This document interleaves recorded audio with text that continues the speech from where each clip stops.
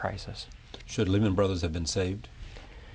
Well, that's too complicated of a question to answer straight up in the sense of, well, what would you do in the last weekend? Because I don't think the dealing with the Lehman was something that should have come down to the last weekend. They should have recognized much earlier. I think that there was plenty of opportunity to see that there were significant problems. I think there was plenty of opportunity for the regulators to come in and intervene. And I also think that the regulators needed to sort of figure out what they were doing as opposed to sort of solving each crisis as it came.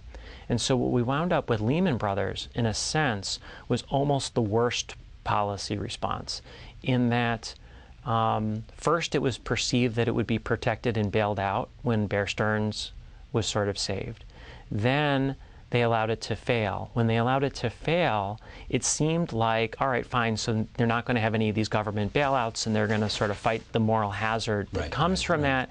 And so the day they let Lehman fail, you figure, well, all right, now this one's going to fail, and that one's going to fail, and the following one's going to fail. And then they decided that this couldn't be allowed to persist. So they stopped the failures of the other ones.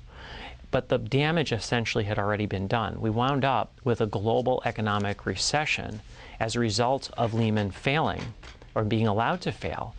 And we reinforced the moral hazard by bailing out all the subsequent dominoes that would have fallen had Lehman been toppled. So you didn't get the benefit of effectively whatever you're trying to accomplish by allowing Lehman to fail. We didn't get that benefit. Back to short selling for a second, since you mentioned 2008.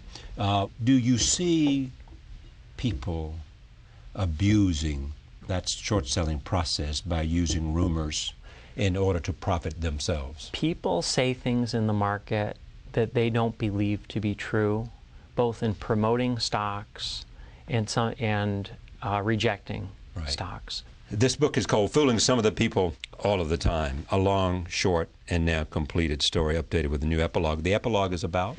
The epilogue is the completion of the story. What's interesting in terms of the first edition was I came out with this in May of 2008. And at that point, Allied stock was still $20. And this was still an open question as to what was going on. So it was the story, but it was an incomplete story.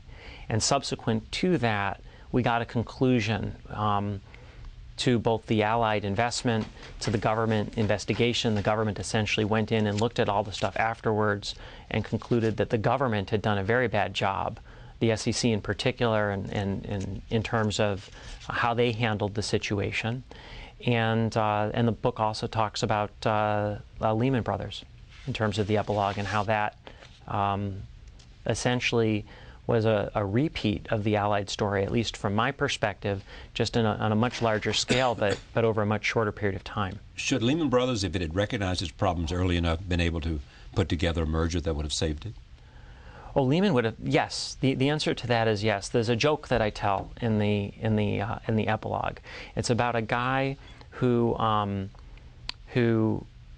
is caught in a flood, and he gets on the roof of his house. And somebody comes by in a boat and says, "Come in, I will bring you to safety." And the man says, "No, the Lord will save me." And then 20 minutes later, the water's coming up, and a helicopter comes and says, "Well, drop down a rope, come on up, we will save you." And the man says, "No, the Lord will save me." And then he drowns, and he goes to heaven, and he sees God, and God says, "I'm very surprised to see you here." And the man says, "Well, I thought that you were going to save me."